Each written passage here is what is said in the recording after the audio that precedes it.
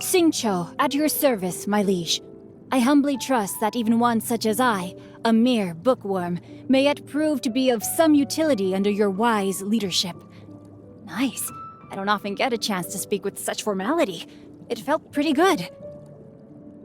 'Twas on a deserted moonlit night that the hero approached the vile dragon's limpid lair. I never embark on a journey without a good book to accompany me. Now, this is what I call a moment of solitude. Oh my goodness. Oh my gosh. Wow. Huh? All will be revealed in the next volume? Oh, drat. If my calculations are correct, Wanwen Bookhouse is due to receive a batch of new releases today. Might we add a small detour to our adventure? My family makes ornate umbrellas that block neither rain nor shine. Their sole purpose is for decoration upon a wall. Good. The rain has stopped. Any longer, my books would have gotten wet. Only when it snows like this would I prefer to be at home than in a bookstore. For there is a well-stocked fireplace at home, while there is no fire allowed in bookstores. Great weather for practicing martial arts, but perfect weather for reading. Hey, what's that ridiculous look for? You look as if you're trying to decipher some strange text written on my forehead. Morning. The morn hours are precious. Spend them on that which matters to you. I am uninclined to eat a heavy meal this luncheon, but instead indulge in some baked treats. As long as I eat in the study, my father and brother never have to know. Oh, you want to join me? Well, as long as you don't get crumbs on the books, I suppose it's fine. What say we snatch a few fireflies and read in the light they give? Hey, I'm joking. Seriously, don't. It's bad for your eyesight. You will find me in the same place as ever tomorrow, so I'll see you then. Unless you manage to get lost on the way. I always have to put on an act around other people, because they see me as only the second son of the Feiyun Commerce Guild. It's a relief that I can just be myself around you. I think it's because you don't see me in the same way. I would say we are book buddies. Huh? Combat? Guhua clan? Comrades in arms? What on earth are you talking about? I told you that's our little secret. We should become sworn siblings. Let's go to the altar at Jereyun Karst. Nope, no ifs, no buts. You know too much about me. You know the real me, the one I normally have to hide. I simply can't let you go until you promise me you will go through with it. There aren't many records on matters concerning visions, but I do have a passage dedicated to the topic in my collection of ancient texts. I can lend it to you if you want. I've come to an epiphany based on some things I've been reading. Ultimately, the arts of both the polearm and the sword are just the art of hand-eye coordination. It's a little difficult to explain. If you want to know more, come with me to Wangshan Hall. But first, you have to promise me you won't laugh. Must-see places in Liyue? That's a tough question. The place I would miss the most if it disappeared would be the Wanwen Bookhouse, first and foremost. The Guhua sect would be in the top 10, too. I used to like rabbits, but I'm more a fan of stags now. To me, the saying, "May my final stand be a monument to chivalry," is about abandoning worldly possessions and reaching enlightenment. But the stag's final resting place represents the hope for life anew.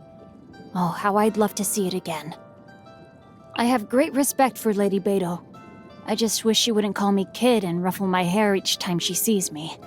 In her capacity as the Tianquan, I'm obliged to respect her. Otherwise, it could create issues for my father and brother. On a personal level, let me think. I think I will go with no comment. I shan't speak ill of others. Dear Chongyun. Though he understands me quite well, one has to exercise caution when teaming up with him to go on a quest. He is making good progress in the martial arts, but I would say he hasn't quite internalized the chivalric code yet. He needs more practice. Especially at eating spicy food. When Yunjin drinks a beverage she is fond of, she will be inspired to write a new play. So, I keep a jar of tea leaves under my bed at all times, ready to deliver to her on the day that her inspiration dries up. This way, I shall never run out of heroic tales to listen to. Ah, yes. The young lady who is now the master of the Wang Shen funeral parlor. If you're asking what I think about her as a person, well, there are all sorts of rumors about the way she works. But I think if you really want to understand someone, you need to find out what they are really after. I've always thought there is more to Chi-Chi than meets the eye. But it's impossible to have a conversation with her when Baiju's around. We could wait till Baiju makes a home call to one of his other patients and corner her. When you first spot Xiangling out and about, the first thing you should do is check the look on her face. Especially when she's just coming back from collecting new ingredients. The more excited she looks, the more dangerous it is to approach. Because if she sees you, she'll force you to taste test her latest concoction.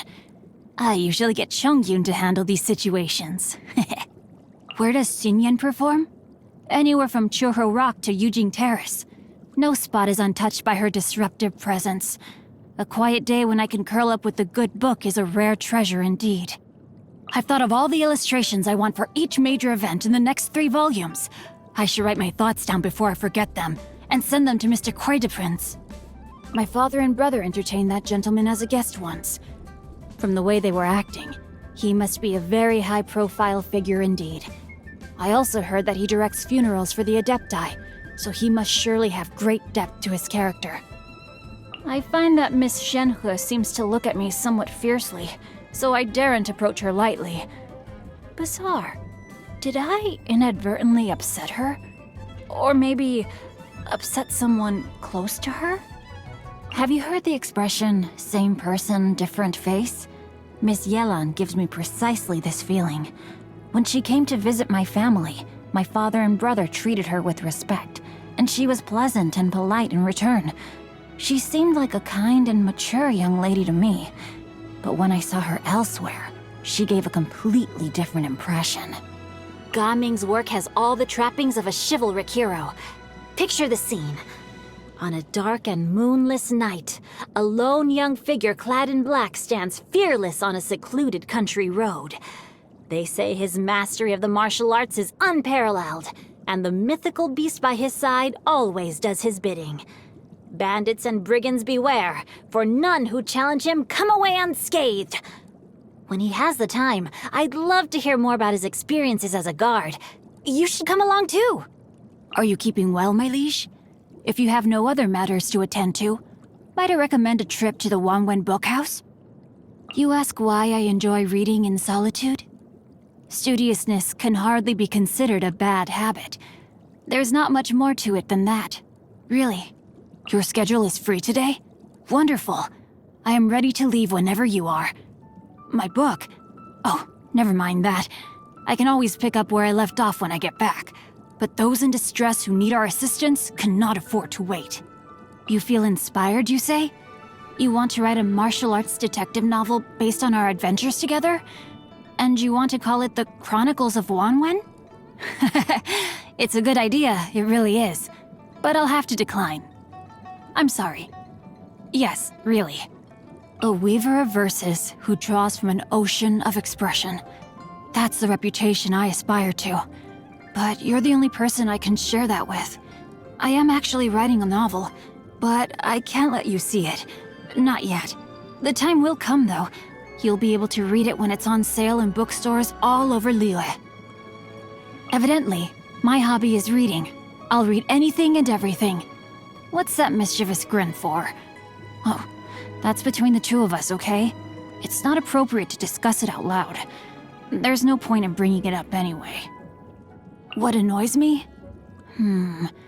Well, one day my brother will inherit the family business. What will happen to me then?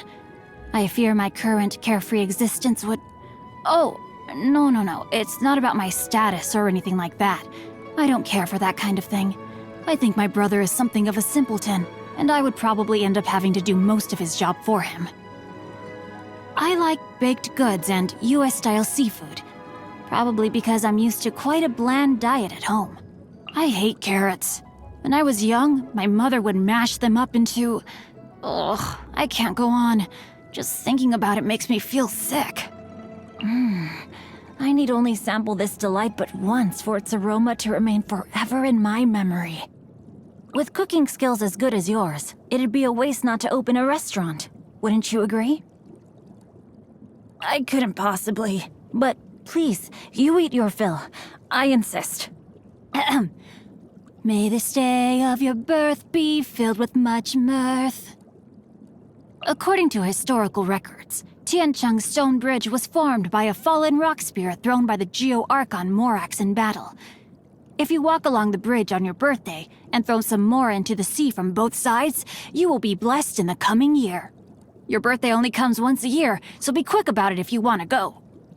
I'm not kidding, it's true. Go try it and you'll see. Were it not for my capability, the cause that so inspires me would remain confined to the pages that extol its virtues. Had I no moral compass, my efforts would have been misguided. Doomed to grasp at shadows, while missing the substance, I would have become a Philistine that seeks only violence.